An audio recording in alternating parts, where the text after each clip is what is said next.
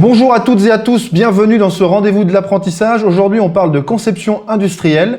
Et moi, c'est Jonathan. Avec mes trois invités, on va vous aider à comprendre ce qu'est la conception industrielle.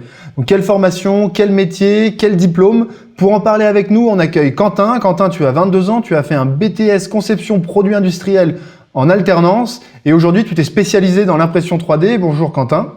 Bonjour, donc oui, moi j'ai fait un BTS CPI, conception de produits industriels. Donc aujourd'hui, je suis concepteur de produits industriels avec la passion de l'impression 3D. Ok, Samuel, tu es formateur en conception industrielle et aussi dans d'autres domaines. Bonjour. Oui, bonjour. Donc, je m'occupe aussi de tout ce qui est domaine de la mécatronique et de la robotique. Ok, et de ton côté, Marion, bonjour, tu es conseillère formation entreprise, c'est ça? Bonjour, oui, je suis conseillère formation entreprise, donc je fais le lien entre les entreprises et notre centre de formation. Super, bon, on est au complet. Vous qui nous regardez, sachez que vous pouvez poser toutes vos questions sur le chat. On a un formateur et un conseiller qui vous répondent en direct. Donc voilà, n'hésitez pas à leur poser toutes vos questions, toutes les questions que vous vous posez sur votre formation, votre parcours, les métiers qui vous intéressent. Ils sont là pour vous répondre. En même temps, n'hésitez pas à liker et à partager ce live pour que tous vos amis puissent venir aussi apprendre un maximum de choses sur la conception industrielle et puissent eux aussi poser leurs questions aux conseillers du pôle formation. Donc, tout d'abord, Quentin, pour commencer, j'aimerais savoir un petit peu quel est ton métier. Donc du coup, j'étais dessinateur projeteur en tôlerie et donc spécialisé donc avec l'impression 3D. Samuel, au sens plus large, qu'est-ce qu'on englobe vraiment dans la conception industrielle? Ça touche beaucoup de domaines, en fait, la conception industrielle, puisque ça touche la chaudronnerie, la mécanique, l'industrialisation. C'est un domaine qui peut englober les étapes de la conception jusqu'à la fabrication, puisqu'aujourd'hui, ça ouvre des domaines encore plus vastes jusqu'à l'impression 3D. D'accord, mais que fait concrètement un concepteur industriel? C'est-à-dire, quel est exactement son rôle? Il fait des choix technologiques, c'est-à-dire que ça va au-delà du dessin industriel, puisqu'aujourd'hui, il est sur la partie imaginaire, c'est-à-dire qu'il est capable de concevoir. Concevoir, ça veut dire faire des choix techniques, des choix technologiques.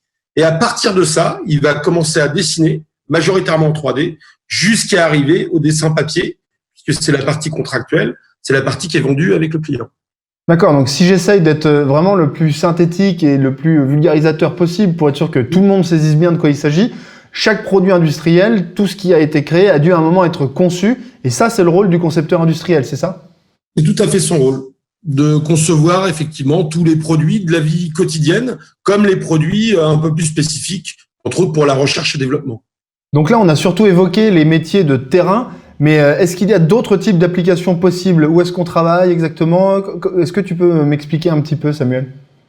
Oui, en fait, ce métier, il permet de travailler aussi bien en bureau d'études que dans des services recherche et développement, ce que j'expliquais, ou de direction commerciale. Mais avant tout, c'est aussi apprendre à utiliser des outils comme la DAO, le dessin assisté par ordinateur. Mais avant tout, c'est des concepteurs, donc ils font de la CAO, de la conception assistée par ordinateur, et ils s'adaptent à différents logiciels, puisque suivant les entreprises, il y a des logiciels qui peuvent être différents, et ils s'adaptent de plus en plus vite à divers logiciels d'ailleurs.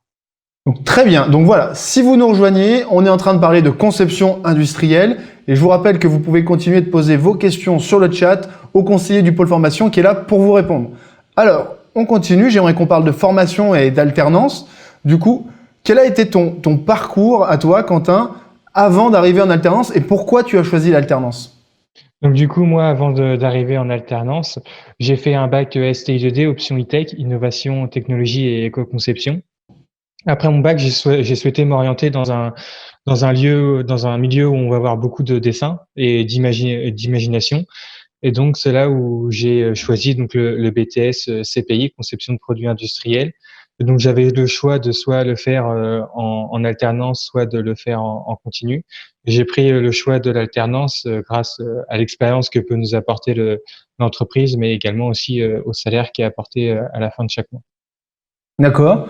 Donc ça, c'est le parcours de Quentin. Mais Samuel, est-ce qu'il y a un parcours classique? Quelle est la voie pour venir en alternance? Il n'y a pas réellement de parcours classique. Un apprenti peut venir d'un bac pro, d'un bac général, d'un bac en lien avec la conception industrielle, type bac pro EDPI, études et définitions de produits industriels. Mais ensuite, il peut venir de n'importe quel bac aujourd'hui, même d'un bac littéraire. D'accord. Et Marion, est-ce que vous proposez aussi des choses aux adultes? Par exemple, moi, est-ce que je peux venir au pôle formation m'intéresser à la conception industrielle? C'est possible? Oui, bien sûr. On peut le faire. Le BTS CPI aujourd'hui est fait en contrat d'apprentissage, donc il est fait de 16 jusqu'à 29 ans. Après, si on veut s'orienter, on peut toujours accepter les gens et toujours leur trouver une solution. Aujourd'hui, sur l'apprentissage, on a le BTS, mais on a également les propositions de CQPM, c'est certificat paritaire de la métallurgie, où là, c'est fait en contrat de professionnalisation et au-delà de 29 ans, on peut sans souci. D'accord. Bon, vous avez vu, là, devant votre écran, j'ai posé la question pour moi. Il y a même de la place pour moi, donc c'est vous dire. Du coup, n'hésitez pas à poser les questions qui concernent votre parcours aux conseillers du pôle formation qui sont en ce moment en ligne. Du coup, aujourd'hui, on est en formation en permanence dans cette carrière. Et moi, j'ai repris mes études à 10 ans après avoir commencé avec un bac+2 et pour faire une école d'ingénieur. Donc aujourd'hui, il n'y a rien de fermé au niveau des études supérieures. Et du coup, je voulais te demander, Marion, quel diplôme on peut passer au pôle formation vraiment ?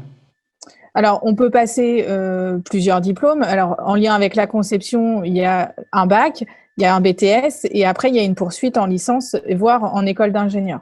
Comment ça se passe, Quentin ? Une fois qu'on a été, du coup, on a vu, on peut venir par tous les chemins au pôle formation. Une fois qu'on est là, qu'on est dans la formation, comment ça se passe au quotidien, au niveau des cours ? Comment on apprend la conception industrielle ? Donc du coup, tout d'abord, au niveau des cours, on va avoir 15 jours au centre de formation et on va avoir également 15 jours en entreprise. Donc on va surtout passer notre première année dans notre quinzaine à apprendre tout ce qui est théorique. On va apprendre la torsion, on va apprendre tout ce qui est mécanique et après on va passer dans le côté entreprise où on va appliquer tout ce qu'on a appris en cours dans des domaines différents parce que chaque personne sera dans une entreprise différente. Donc ça peut être, comme disait Samuel tout à l'heure, multiples domaines. Et on va avoir donc toute cette partie-là qui va être indépendamment de l'un de l'autre. D'accord. Et j'imagine qu'il y a besoin d'anglais, de matière générale. Ça, ce sont des choses qui sont présentes au pôle formation aussi quand on est en alternance. C'est ça. On va avoir donc comme tout diplôme, on va avoir également le packaging matière générale avec anglais, ainsi de suite, tout ce qui est C'est pas parce que c'est un diplôme qui est fait en alternance, ça ressemble à tous les diplômes aujourd'hui, puisque c'est un diplôme. Donc, il a toutes les matières liées à tous les diplômes, ce qui permet aussi les poursuites d'études, justement. D'accord. Et alors, justement, Samuel, pour ce qui concerne les formateurs, d'où viennent les formateurs ? Qui sont les gens qui enseignent la conception industrielle ? D'où tu viens, Samuel ? C'est ça qu'on veut savoir. Majoritairement, les gens viennent de l'industrie. On a tous 10, 15 ans d'industrie derrière nous. Ce qui fait que quand on parle de l'industrie, on sait de quoi on parle. Moi, je viens d'un bac, j'ai fait un bac construction mécanique à l'époque. Donc, c'était un bac F1, ça s'appelait comme ça. J'ai fait un DUT génie mécanique et productique et en fait, j'ai travaillé pendant 10 ans dans l'industrie. Après, avant de reprendre justement un diplôme d'ingénieur en mécanique et gestion de production, j'ai travaillé dans diverses entreprises spécialisées dans l'industrie, le bâtiment, l'automobile. Et là, je suis arrivé au centre de formation pour transmettre mon savoir-faire, ma passion, et ça fait 11 ans que je suis formateur au pôle formation IMM. Et donc, du coup, quand tu discutes avec des élèves, des apprenants au pôle formation, au-delà du rapport prof-élève, vous avez aussi des rapports de pro à pro, des rapports de passionné à passionné, en fait. En fait, on n'est pas là pour travailler en face à face, on travaille avec des collègues de travail. Ils sont salariés, on est salariés et on travaille côte à côte. On travaille pas effectivement face à face, c'est pas du tout la même approche. On travaille entre professionnels. Et toi, Quentin, là, Samuel nous parle de passion. Toi, est-ce que tu dirais que tu es passionné par ton métier et qu'est-ce que ton métier représente pour toi, en fait ? Comment tu le vis, ce métier ? Alors pour moi, oui, c'est d'abord une passion, de pouvoir imaginer quelque chose, une pièce, une machine, et derrière pouvoir la créer et innover, c'est d'abord une passion. Chez moi, donc là, je peux avoir l'exemple, mais j'ai des imprimantes 3D personnellement chez moi. C'est une innovation, pouvoir apprendre tous les jours, c'est ce qui m'intéresse énormément dans ce métier. Et donc, on est considéré comme des professionnels au pôle formation, mais tu es aussi considéré évidemment comme un professionnel et un employé quand tu es dans la société dans laquelle tu fais ton alternance, c'est ça ? Comment est-ce que tu te sens considéré ? Comment ça se vit côté entreprise, l'alternance ? Alors, côté entreprise, ça va se faire progressivement. On va pas arriver du jour au lendemain dans l'entreprise puis nous lancer sur un dossier énorme. On apprend petit à petit les rudiments du métier dans notre entreprise. Ça se fait progressivement jusqu'à l'épreuve finale de notre BTS où on va avoir un gros sujet à réaliser. D'accord. Et toi, ton entreprise, tu l'as trouvée de quelle manière à l'époque ? Tu te souviens ? Tu avais fait le tour des entreprises avec ton CV ? Comment est-ce que tu avais été recruté ? Alors du coup, oui, voilà, j'ai fait le tour des entreprises, hein. On a envoyé CV, lettre de motivation, hein. Faut pas hésiter, faut insister, faut y aller, faut y aller. Il y a également aussi le centre de formation qui nous aide à faire des recherches. D'accord. Alors c'est ça. Du coup, là, tu me permets de revenir à Marion. Marion, il nous dit faut y aller, mais je pense qu'il y a des jeunes qui sont devant leur écran et qui disent y aller. C'est pas forcément facile au début quand on n'a pas d'expérience d'aller voir les entreprises. Vous les aidez, les jeunes, quand ils arrivent comme ça et qu'il faut franchir ce premier cap qui est un peu un des caps clés quand même quand on fait sa formation en alternance. Bien sûr. Mais déjà, la première étape, c'est qu'ils s'inscrivent sur le site du pôle formation, finalement. Du moment où ils s'inscrivent, ils sont pris en charge. C'est-à-dire qu'on va les prendre en charge côté inscription, c'est-à-dire qu'on va voir déjà si leur projet est bien fondé, si, entre guillemets, ils vont pas droit dans le mur. À nous de leur conseiller, avec l'aide des formateurs, si besoin, en disant Samuel, est-ce que cette personne-là, elle a le profil, est-ce qu'elle a l'envie, si on a un petit doute, pour pouvoir réorienter la personne si besoin. Et après, on les accompagne aussi dans leur recherche d'entreprise, puisqu'on a sur le site des annonces que moi, mon travail, effectivement, c'est d'aller les chercher, donc de les mettre en ligne et de pouvoir mettre en relation ces gens-là. Pour préparer, si jamais ils ont des soucis, pour préparer le CV, l'entretien, on a du coaching.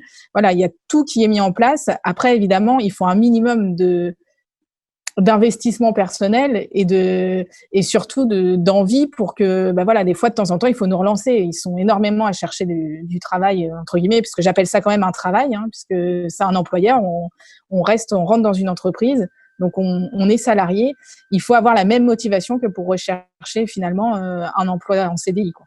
Mais on voit qu'il n'y a pas de recette toute faite du coup, et finalement c'est la personnalité, l'envie de l'apprenant qui va déterminer tout le parcours. Bien sûr, comme l'exemple de Quentin. Quentin, c'était sa passion qui a fait qu'il a voulu faire ça. Donc effectivement, et il y en a un, ça va être parce que il aime, je sais pas, concevoir, il veut plus tard concevoir des stylos. Je dis au hasard, mais effectivement, ça va dépendre du parcours de chacun et de l'envie. La base, c'est déjà l'envie où il veut aller. Si c'est déjà pas où il veut aller, ça va être compliqué. Voilà, si vous voulez concevoir des stylos, c'est le pôle formation. Mais du coup, toi, Quentin, combien est-ce que tu gagnais en tant qu'apprenti ? Alors, ça dépend donc des années, mais j'étais en première année aux alentours des 1 100 € et la deuxième année 1 200 €. D'accord. Ça, les salaires, Marion, de quelle manière est-ce que c'est déterminé en fait ? Il y a des grilles tarifaires, Alors, explique-nous un petit la peu. rémunération, elle varie effectivement en fonction déjà de l'âge, de l'année de formation, première année, deuxième année, troisième année. Bon là, si c'est un bac pro, on a des fois une troisième année. Ça se modifie à chaque fois. Et attention, après, il y a aussi les conventions collectives. Chaque entreprise a sa propre convention. Et là, ça va différer. Il y en a qui vont avoir des déplacements, des paniers, des primes de car. Voilà. Tout va dépendre de l'entreprise qu'on va choisir. Mais en général, de toute façon, le minimum, il est au minimum de 400 €. Et après, ça peut aller à 1 500, 2 000. Enfin voilà, tout dépend de l'entreprise. D'accord. Très bien. Et Quentin, du coup, là, on revient aussi un peu en arrière. Comment ça s'est passé pour toi après l'alternance ? Quel a été ton parcours une fois que tu as eu ton diplôme ? Parce je rappelle à ceux qui nous regardent que tu as déjà ton diplôme. Du coup, comment ça s'est passé pour toi ? Donc, du coup, moi, j'ai eu un parcours un peu atypique. Après avoir passé 2 ans en bureau d'études pour passer mon BTS, je suis parti dans une branche opposée où je suis parti faire de la maintenance industrielle. Donc, où j'étais thermicien de maintenance en blanchisserie. Donc, thermicien, c'est parce que je m'occupais de chaudières vapeur.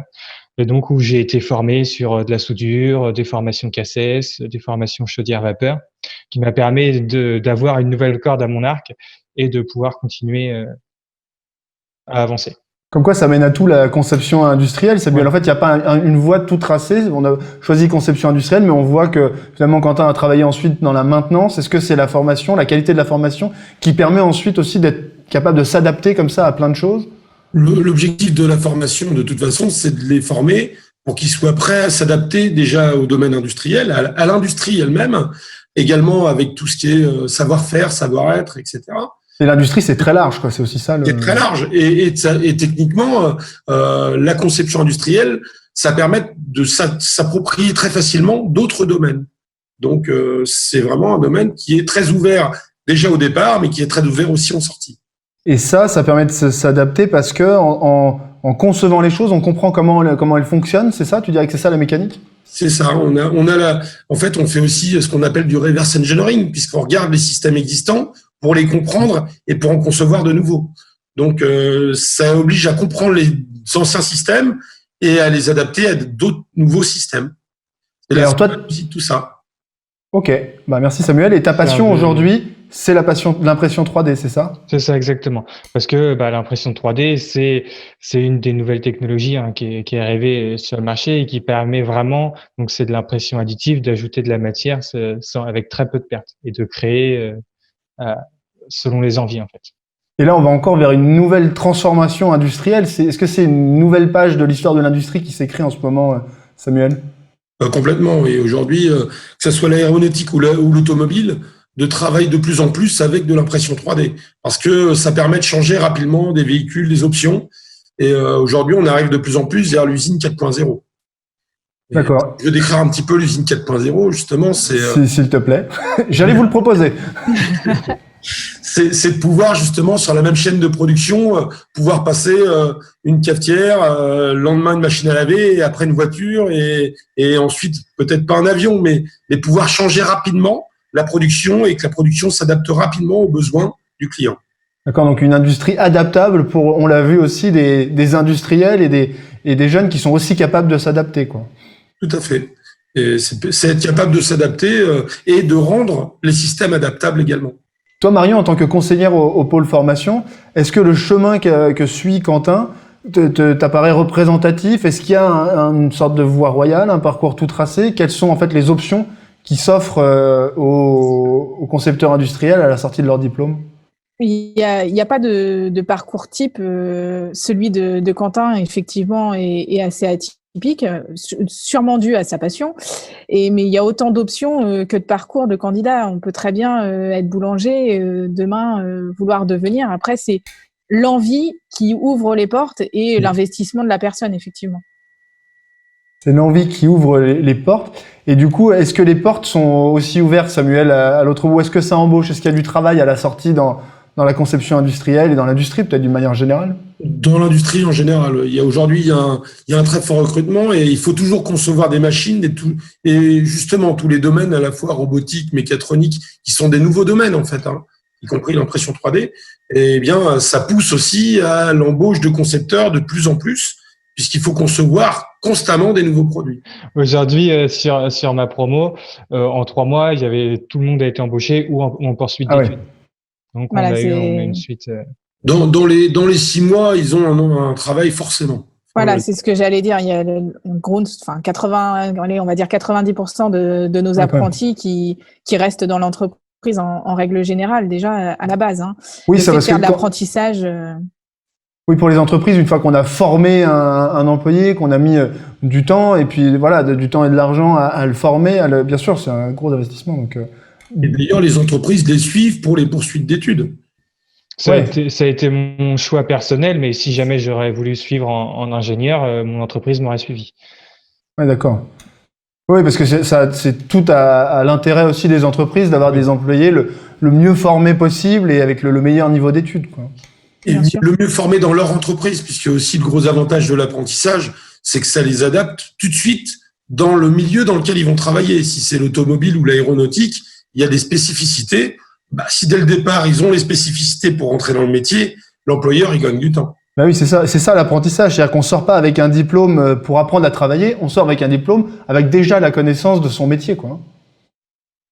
Alors, du coup, là, on approche de la conclusion. Ce que j'aimerais, Marion, c'est que tu parles aux gens qui nous regardent et que tu leur adresses un message, le message que toi, tu voudrais qu'ils retiennent de tout ce qu'on s'est dit. Quel est selon toi le message le plus important? Avec quel message tu voudrais qu'ils repartent de ce live?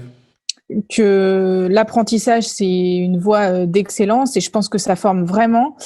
Ça permet d'ouvrir de grandes portes, d'avoir de beaux projets et vraiment de savoir ce qu'on veut faire. C'est très important. Et toi, Samuel, du coup, quel serait ton message aux jeunes qui nous regardent? Effectivement, l'apprentissage, c'est la voie royale et qu'avant de s'intéresser à un diplôme, il faut d'abord s'intéresser au métier afin de faire un vrai choix. Et alors, Quentin, toi, la question que je voudrais te poser, c'est je voudrais que tu te remettes dans la peau du jeune que tu étais quand tu avais 18 ans. Là, tu as 18 ans, tu découvres un petit peu l'alternance, tu es devant ton écran, en slip, comme nous tous. Et du coup, tu te dis, J'aimerais que tu te dises qu'est-ce que j'aurais voulu à l'époque qu'on me dise, quel message j'aurais voulu qu'on m'adresse. Et j'aimerais que tu adresses ce message aux gens qui nous regardent. J'aimerais dire aux jeunes qui le regardent que donc l'industrie déjà c'est l'avenir, on en découvre, ça évolue tous les jours et que ça nous permet d'apprendre tous les jours et d'évoluer dans notre carrière tous les jours. Donc s'ils ont possibilité et qu'ils veulent apprendre, qu'ils viennent avec plaisir. Venez au pôle formation, moi j'aurais dit. Venez au pôle formation. Voilà, l'industrie c'est l'avenir et l'avenir c'est aussi vous qui nous regardez. Donc moi, il ne me reste plus qu'à vous saluer tous les trois et à vous remercier d'avoir participé avec moi à cet entretien. Merci beaucoup Quentin d'avoir partagé ton expérience, de nous avoir donné toutes ces informations sur ton parcours. Et enfin, merci à vous deux aussi de nous avoir accompagnés. Et merci à vous tous qui nous avez regardés et suivis. Je vous rappelle que vous pouvez continuer de poser vos questions. Les conseillers restent en ligne un moment. Donc voilà, n'hésitez pas, c'est le moment. Prenez toutes les informations que vous avez à prendre. Et puis moi, je vous dis à très bientôt pour un prochain rendez-vous de l'apprentissage. Au revoir.